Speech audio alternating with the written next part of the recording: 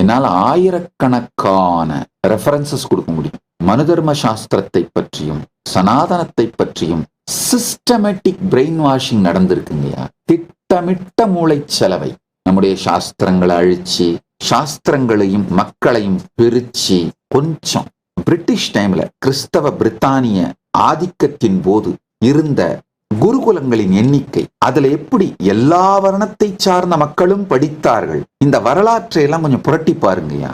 அப்பதான் உங்களுக்கு புரியும். சனாதன ஹிந்து தர்மமும் மனு தர்ம சாஸ்திரமும் தான் இன்னமும் நாம் உயிரோடு இருப்பதற்கான காரணம்.